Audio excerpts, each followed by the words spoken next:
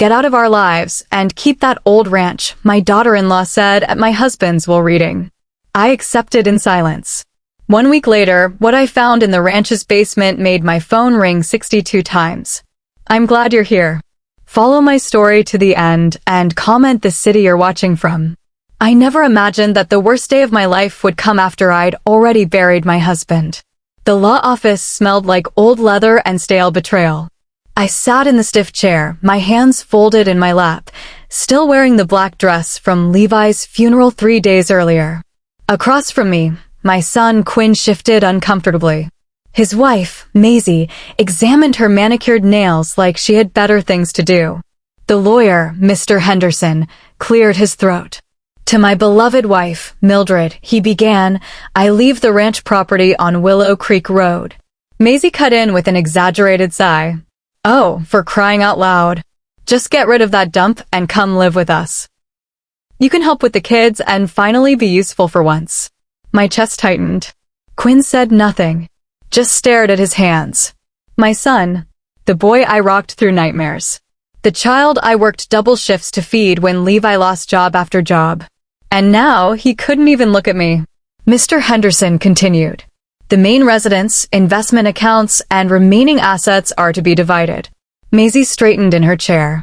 Now she was interested. They discussed the remnants of my life like I wasn't even there. The house I lived in for 37 years. The place where I raised Quinn. The home where I held Levi's hand as he slipped away. All of it, gone. Carved up like a carcass. Given to strangers. Because that's what Quinn had become, a stranger wearing my son's face. When the reading ended, Maisie stood, smoothing her designer skirt. Well, Mildred, she said, her voice sugary and cruel, that settles it. Just get out of our lives and go play farmer at that old ranch. Maybe the isolation will help you reflect on all the ways you failed as a mother. Failed. As a mother. I'd given up everything for Quinn. My career. My youth. My dreams. I worked nights while he slept. I saved every penny for his education. I celebrated his every triumph and bore his every wound as if they were carved into my own skin. And still, he said quietly, maybe it's for the best, Mom. You and Maisie never really got along. Never got along. As if this were a spat. As if Maisie hadn't spent years dismantling every connection I had to my son. Poisoning him against me. Tearing down every effort I made to love, to help, to belong. I nodded, my voice barely above a whisper. I understand. I stood on unsteady legs and gathered my things. Maisie smiled like a woman who'd won a war. Don't forget your old photos and knickknacks. We're redecorating. 40 years of memories reduced to clutter. I walked out of that office with more than grief. I walked out hollow. I'd lost my husband. My home. My son. I was no longer Quinn's mother. No longer Levi's wife. I was no one.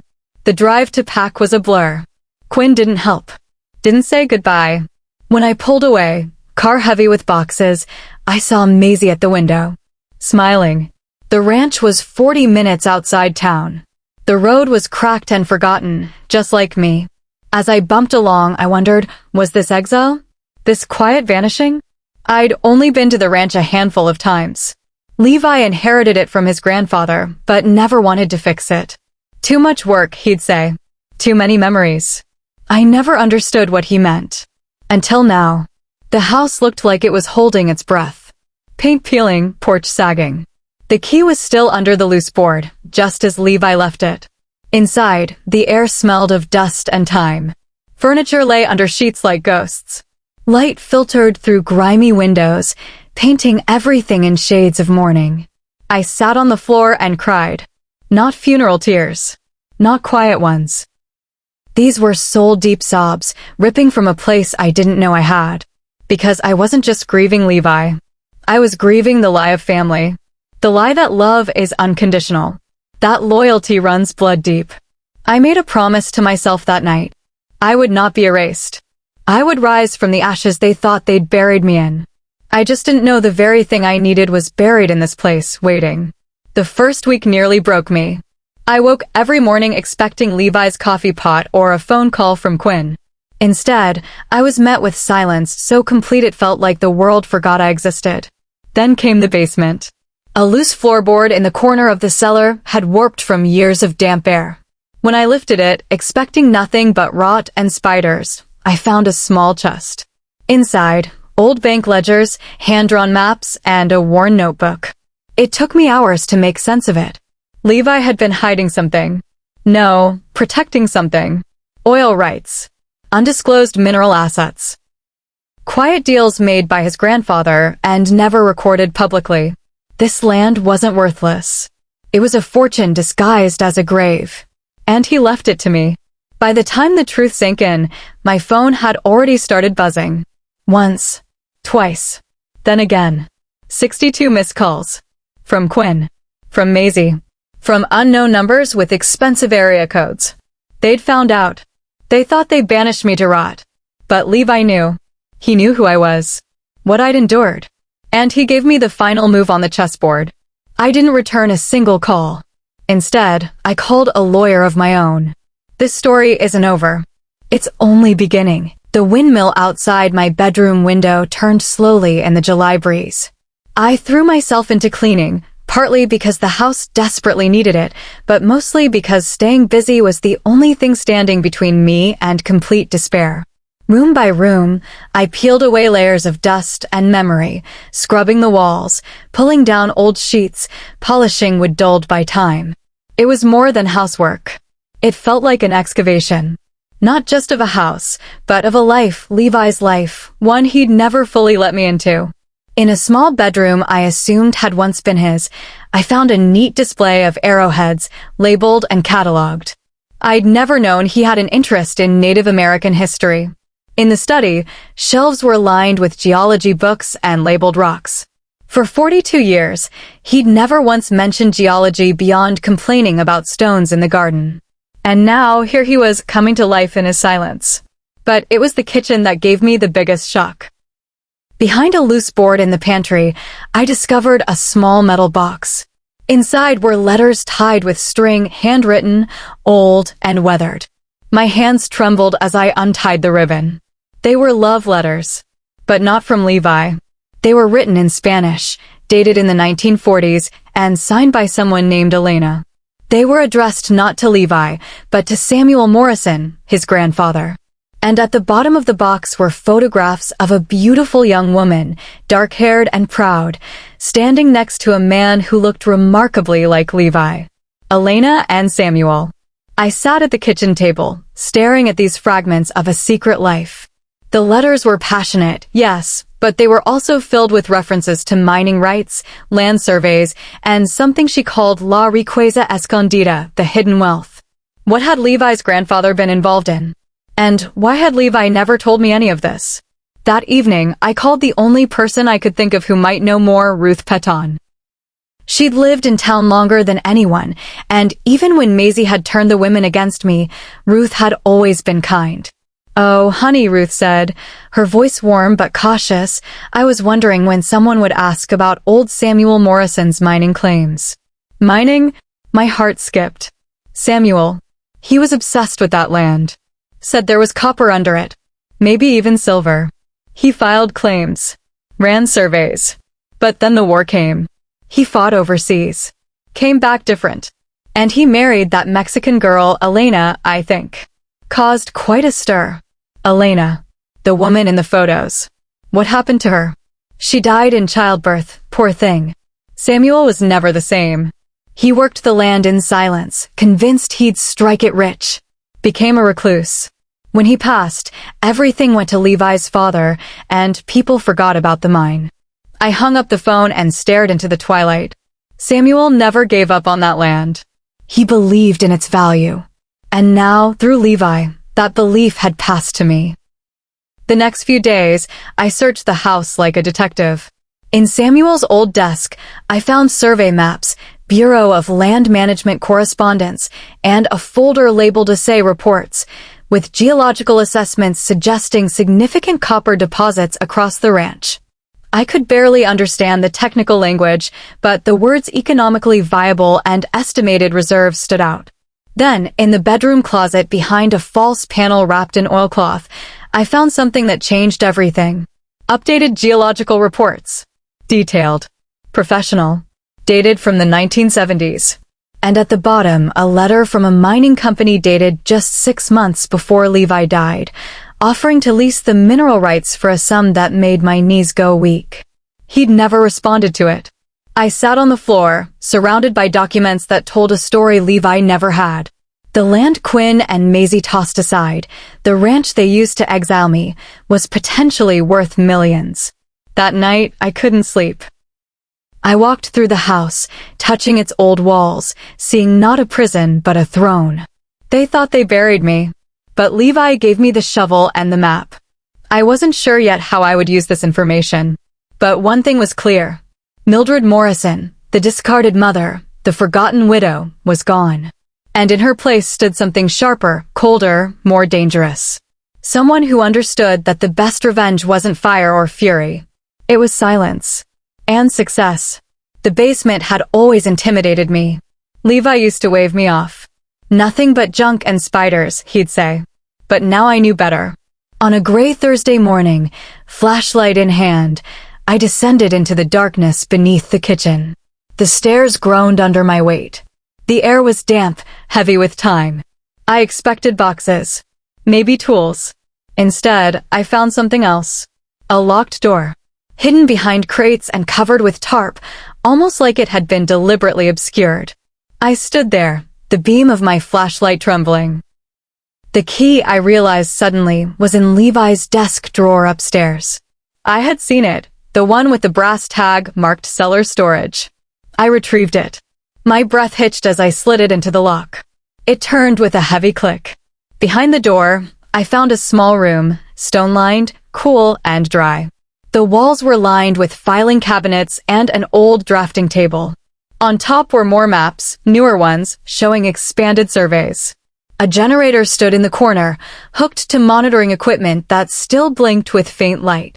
This wasn't just a forgotten basement. It was an operations room. Levi had been preparing something. He'd been working in secret, probably for years.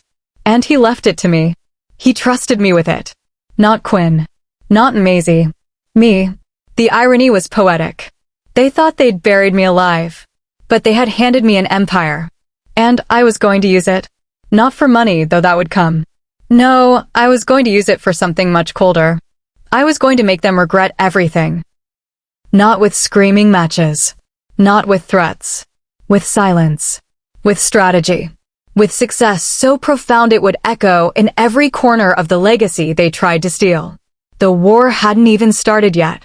But I already knew who was going to win. The smell of dust and minerals hit my nostrils as the flashlight beam cut through the darkness.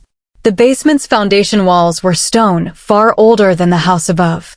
These were massive blocks, expertly fitted, the kind of craftsmanship that belonged to another century. I realized then the basement was much larger than I'd thought. It extended well beyond the footprint of the house, stretching into the earth like the roots of a long-buried secret. A workbench lined one wall, covered with tools I didn't recognize. Picks, hammers, strange devices with brass dials and cracked leather handles. These weren't your average handyman's gear. They belonged in a museum or a mine. But it was the far corner that made my breath catch. Stacked wooden crates partially obscured something odd. I pulled them aside and found what looked like the mouth of a tunnel. For feet high, reinforced with timber beams that looked aged but solid. A cool draft wafted from within, tinged with the sharp, mineral scent I now recognized from the geology samples upstairs. It wasn't natural. Someone had carved this deliberately and professionally. I didn't dare go inside, not alone. But even standing there, I knew this tunnel was part of the same secret Levi had carried to his grave. Turning away, I began inspecting the crates. Most were empty. Except one. Heavy. Solid. Its contents shifted with weight when I pried off the lid. Inside, wrapped in canvas, were rough chunks of rock. Veined with green and blue. Copper. Even I could tell. When I scratched one with a nail file from my purse, it left a metallic streak that shimmered in the beam of my flashlight. But the real discovery was in the last crate. At the very bottom, beneath more rock, I found a leather portfolio tied with string. Inside were documents. not the dusty scraps from upstairs. These were official geological surveys. Recent ones dated just 5 years ago. Commissioned by Morrison Geological Associates. My heart twisted. Levi had commissioned professional mining work under his grandfather's name, probably to keep it hidden. Avoid gossip. Stay off Maisie's radar. The technical language was dense, but the conclusion was crystal clear. This land held a commercially viable copper deposit. There were estimates, extraction costs, or quality, projected revenues. The numbers made my hands tremble. And just when I thought it couldn't go any further, I found it. A formal offer, dated 3 months before Levi died, from Southwestern Mining Corporation. An upfront payment of $2 million, plus quarterly royalties over 20 years that could total tens of millions. Levi had never told me. Not a word. Not when we were counting every penny for his treatments. Not when I begged him to sell this useless ranch so we wouldn't have to mortgage our home. He kept this secret. And I finally understood why when I reached the last page in the portfolio. A handwritten note. In Levi's familiar, looping scrawl. Mildred deserves better than what I gave her. This is her chance to have the life she's sacrificed for Quinn and me. Don't let that woman ruin everything we worked for. That woman. Even in death, Levi couldn't bring himself to write Maisie's name. But I understood. He knew. He'd seen through her. He knew what she'd done to me to Quinn. And he'd hidden this from her. Protected it. Protected me. The ranch they'd discarded. The land they used to exile me. Was worth more than everything else in Levi's estate combined. They'd handed me millions while patting themselves on the back for cutting me out of their lives. I climbed the stairs like a woman emerging from the underworld, changed. In the kitchen, I spread the documents across the table and tried to breathe. The smart move was obvious. Call Southwestern Mining. Confirm the offer. Start the process.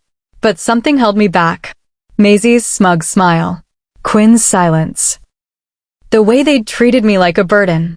Like furniture to be moved out of the way. And now, I held all the cards.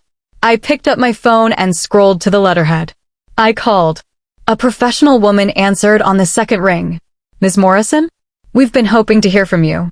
Is this regarding your husband's mineral rights inquiry? I exhaled slowly, steadying myself. Yes, I said. I'd like to discuss your proposal. Wonderful. We're still very interested. In fact, given current market conditions, we might be able to improve on our original offer. Could we schedule a site visit? We arranged the visit for the following week. When I hung up, I caught my reflection in the window. The woman staring back wasn't a widow. She was a strategist. A storm. I spent the rest of the day researching mining law, mineral royalties, and contract negotiation. I wasn't going to walk into this blind. And the more I learned, the clearer it became. Quinn and Maisie had no idea what they'd thrown away. They thought they'd erased me. But they'd just written the first line of a very different story. A story where I wouldn't just survive, I would rise. Not to spite them, but because I finally understood I was never weak. I was just loyal.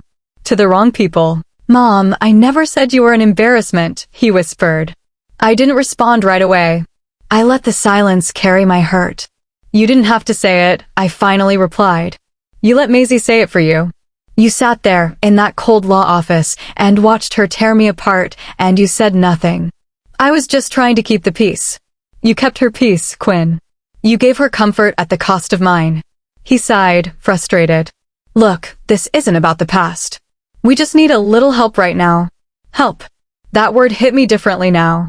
After everything I'd sacrificed, the sleepless nights, the double shifts, the scraped knees I kissed, the fevered foreheads I stayed up with while Levi snored in the next room, after all of that, help was what he wanted from me. But not my love. Not my presence. Not my worth. Just money. I'll think about it, I said, my voice flat. But don't expect anything right away. And before he could say anything else, I ended the call. I sat there for a long time, staring at the silent phone, wondering when exactly I'd lost my son. When did he become someone who let a woman like Maisie rewrite our story? Then I stood, straightened my shoulders, and walked back to the table. The contract was still there. Waiting. I called my lawyer that afternoon. We reviewed every clause, every royalty percentage, every timeline. By Friday, the paperwork was signed. I was officially a millionaire. It didn't feel real until the check cleared. For $1 million. Deposited into an account under my name only. The ranch was about to be transformed into a full-scale mining operation, but I wasn't leaving. This land had given me something no person ever had. A second chance. I wasn't Mildred the housewife anymore. I wasn't Quinn's mother or Levi's widow. I was Mildred Morrison, landowner, investor, strategist. And I had plans. I didn't tell Quinn or Maisie about the deal. Not right away. Instead, I started making quiet moves. First, I hired a property attorney and rewrote my will. Every cent would go into a trust with strict terms. If Quinn ever wanted access to a dime, he'd have to come see me in person. Without Maisie. Second, I called my grandchildren's school and arranged to pay off their tuition for the next 5 years anonymously. A separate trust for them was set up too, bypassing their parents entirely. I wasn't going to let Maisie use my grandchildren as pawns. Not again. Then I made my final move. I bought the house Quinn and Maisie lived in. Not directly, of course. I used a shell company, one of the many tricks I'd learned during my late-night research marathons.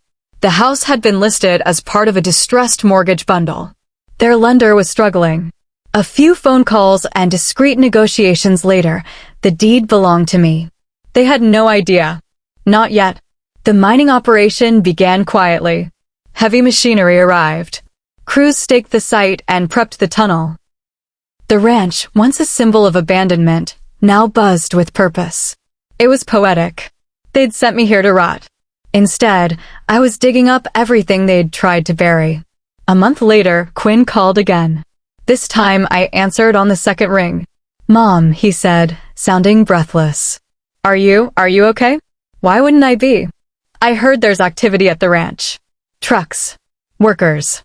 What's going on?" I let the silence stretch just long enough to twist.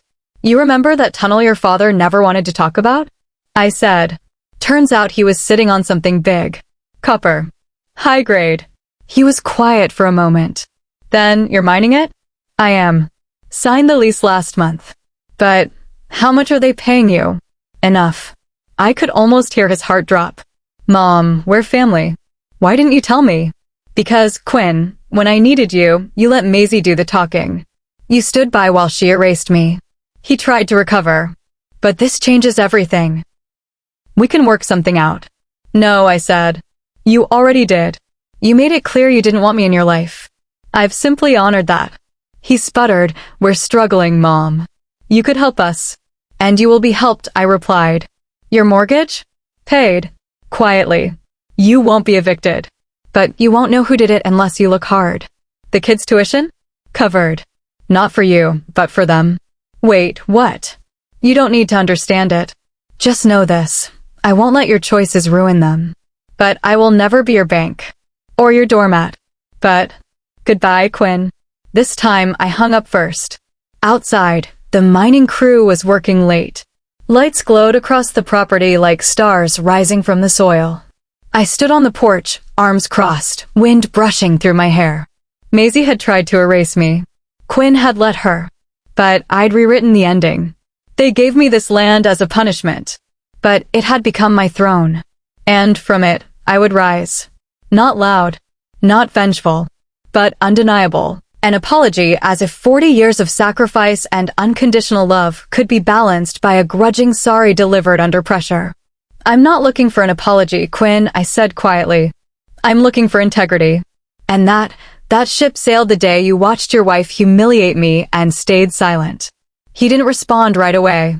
When he finally did, his voice was barely above a whisper. "I didn't know about the mineral rights.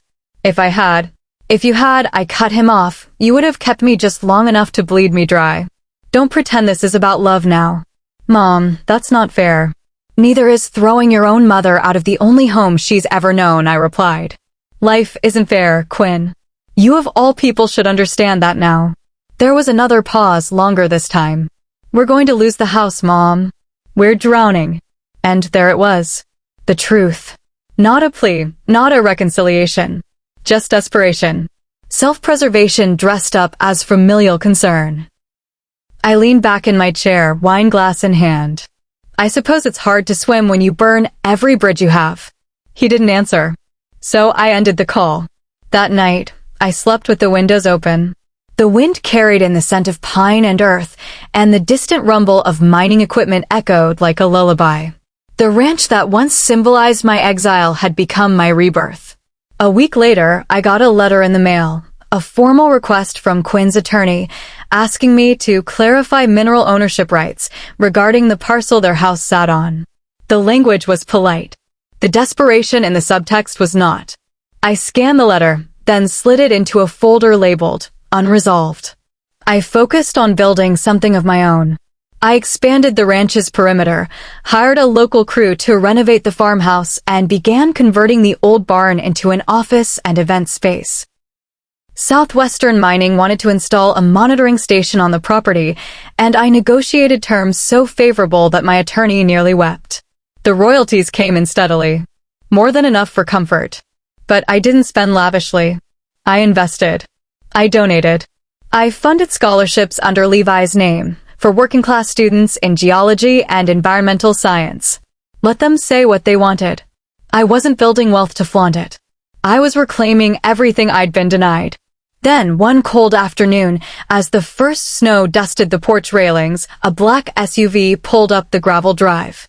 I recognized the license plate before the driver even stepped out. Maisie. She stood there in her designer coat and heeled boots, utterly out of place in the dirt and wind.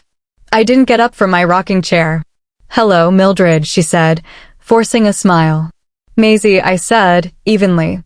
"Mind if I come in?" "I do." Her smile faltered. "I just want to talk."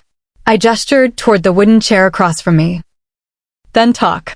She sat gingerly, like the chair might bite her. Her eyes scanned the ranch, the equipment, the trucks, the new fencing. "I heard the mining company offered you quite a deal." I sipped my tea. "They did.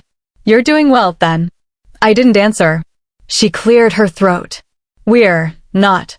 Things have been hard since the refinancing fell through. Quinn's been working overtime. The kids miss you." Now that was cruel. She had spent years making sure those kids barely knew me. "You told me to get out of your life, Maisie. You made it very clear there was no place for me." I was emotional. Levi had just died. So was I. But I didn't spit on family. Her jaw tightened. "Look, I know we haven't always gotten along. But we're both women. We've both made sacrifices for our families. I think deep down, we understand each other." I looked her dead in the eye. "You don't know the first thing about sacrifice." "I do," she snapped. "I married into your son's mess of a legacy. I've had to fight for everything we have." "No," I said. "You schemed. You lied. You isolated. And you thought I'd just roll over." But here's the thing, Maisie. When you corner a woman who's been quiet her whole life, who's given everything and been thanked with nothing, you'd better be prepared for what crawls back out of that corner. Her face flushed. "We're going to lose everything. And whose fault is that?" "Yours." I stood slowly. The porch creaked beneath my feet. "No, Maisie. You lost everything the day you thought I was disposable." She stood too, her lip trembling. "What do you want from us? Humiliation? To watch us beg?" I met her gaze without blinking. "No, I don't want your begging. I want your silence. I want your absence. I want you to remember that the woman you tried to erase now holds your future in her hands." She opened her mouth, then closed it again. And for the first time since I'd met her, Maisie had nothing to say. She left without another word. I stayed on the porch long after her SUV disappeared from view. The windmill turned slowly in the fading light. Beneath my boots was the land Levi's grandfather had loved. Beneath that, copper veins older than any of us, waiting patiently for the day someone would see their worth. That day had come. And so had mine. The character of his calls had changed over the past 6 months. The desperate pleading had gradually given way to awkward attempts at normal conversation. Last week, he'd called to tell me Maisie was seeing a therapist. The week before that, he mentioned he was coaching his son's little league team. Every word was carefully chosen, each sentence crafted like an olive branch, but none of it felt like it was truly for me. Not yet. I'd listen to the voicemails sometimes, usually with a glass of wine in hand, the ranch quiet around me. I'd hear the hesitations in his voice, the small silences where apologies wanted to live but never quite made it to the surface. Quinn was unraveling, just like Maisie's perfect little world. Maisie, as I'd heard through Ruth Peton, who always seemed to know everyone's business, had lost her job. The renovation had gone unfinished. The bank had called in the refinance, and they were underwater on their mortgage. I wasn't surprised. People who live on borrowed grace never know how to survive once the well runs dry. But I wasn't bitter anymore. That surprised me. I wasn't interested in revenge the way I'd imagined it at first, scorched earth, fireworks, dramatic speeches. No, I'd found a quieter kind of satisfaction. Revenge, as it turned out, didn't always require confrontation. Sometimes it was just living well while they watched. Still, I wasn't done. Not quite. That winter, I made a decision that would be the final, silent strike, not out of cruelty, but clarity. I revised my will. I removed Quinn and Maisie completely. Not out of anger. I simply couldn't reward betrayal, no matter how much it came dressed as family. Instead, I established a foundation in Levi's name, the Morrison Geology and Conservation Fund, dedicated to preserving mineral lands, funding environmental research, and offering scholarships to students from the nearby town. It felt right. Levi had been secretive, yes, but I understood now that he'd been trying to protect me in his own misguided way. This legacy would make that protection something larger, something permanent. One crisp afternoon in spring, I got a letter. Not a call, not a text, a real letter in Quinn's handwriting. Inside was a single page. Mom, I don't know if you'll read this. I don't know if you'll care. But I need to say it anyway. I'm sorry. For everything. For the way I let Maisie talk to you. For the way I didn't stand up. For the way I forgot who you were and what you've done for me. I don't expect anything. I just wanted you to know that I remember now. I remember the treehouse. I remember your hands covered in splinters and paint. I remember you always being there. And I remember that I wasn't. Quinn. I read it twice. Then again. I folded it neatly and placed it in the drawer beside Levi's old watch and the first check from Southwestern Mining. I didn't cry. But I felt something loosen in my chest, like forgiveness trying to find a way in. Not today, I thought. But maybe one day. Final scene. A reporter from the local news came out that summer to do a feature on the Morrison Ranch, now a model of eco-conscious resource development and rural revival. She asked me if I had any regrets. I smiled, slow and steady. I regret letting people write my story for so long. But not anymore. She tilted her head.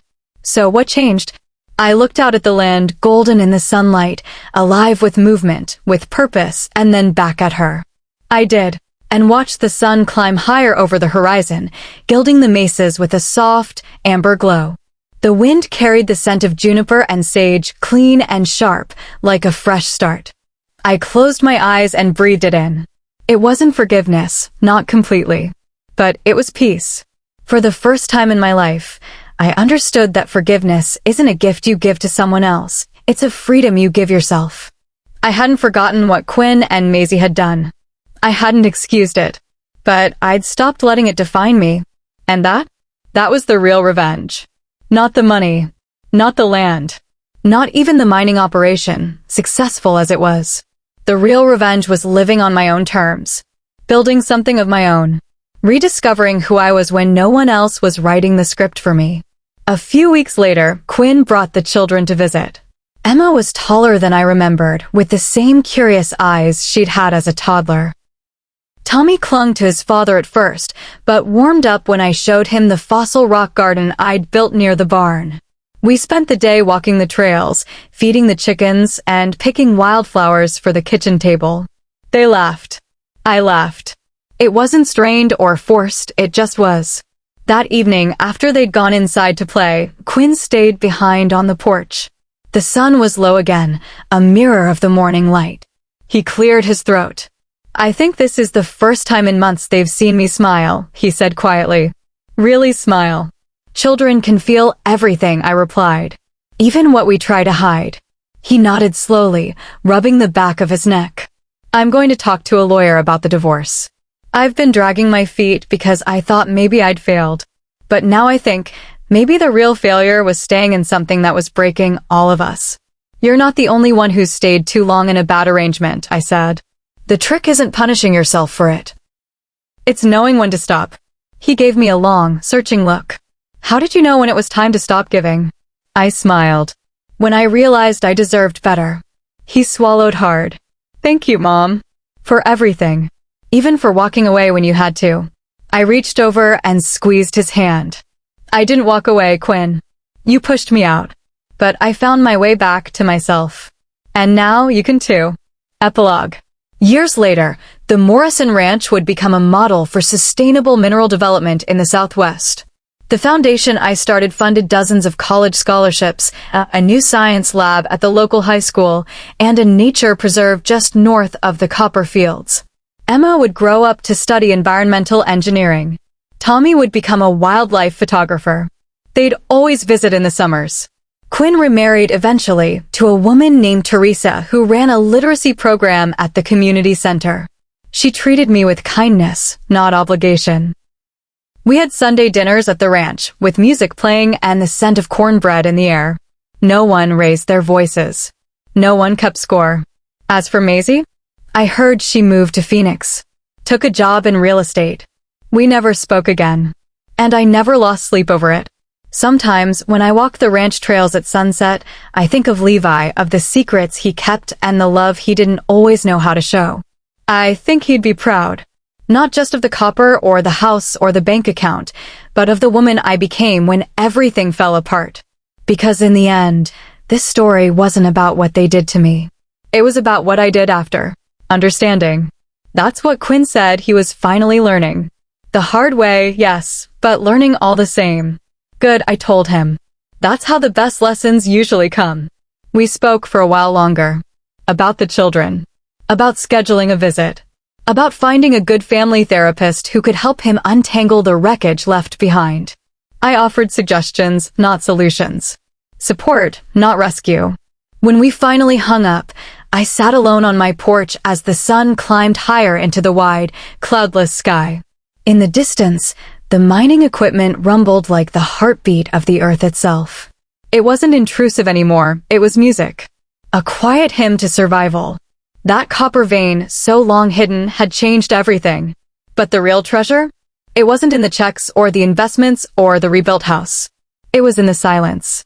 In the space I had reclaimed for myself. The real treasure was this. That I had finally learned to value myself without needing anyone else to co-sign that worth. That I understood love without respect is just control in disguise. And that letting others face the consequences of their choices isn't cruelty, it's a mercy. The kind that can save a soul or split a family, depending on how honest they're willing to be. My phone buzzed. A text from Sarah Chin. Mrs. Morrison. Just wrapped my panel at the geology conference. Our site was the star presentation. You're officially famous among the copper nerds. The woman who struck gold at 69. I smiled. Copper, not gold. But close enough. I texted back and set the phone down. Walking past the front window, I caught my reflection. Still a widow. Still 69. Still living on land some had hoped would bury me. But the woman looking back was no longer afraid of her own shadow. She was a woman who had risen from ashes they tried to scatter. A woman who now knew that boundaries are not cruelty. Silence can be power. And that it's never, ever too late to stop surviving and start living. The phone rang again. Frank Torres, calling with a new projection for the next quarter. Copper prices were up again. As he spoke, my thoughts wandered back to Levi, to his grandfather, to all the Morrison women who had carried the family burden quietly while shrinking themselves to fit the expectations of others. That ended with me. I was no longer a convenient solution. No longer someone's guilt-ridden fallback plan. No longer the ignored matriarch quietly cleaning up everyone else's mess. I was Mildred Morrison, owner of one of the richest copper deposits in the state. Matriarch to a new kind of family, one built on respect, not obligation. And a woman who had taught herself, finally, that worth isn't measured in usefulness. It's measured in truth. Now I wonder about you. If someone had cast you out, pushed you to the margins of your own story, would you rise? Would you fight? Would you reclaim yourself? Have you ever been there? Comment below. Let's talk. Because sometimes, the MO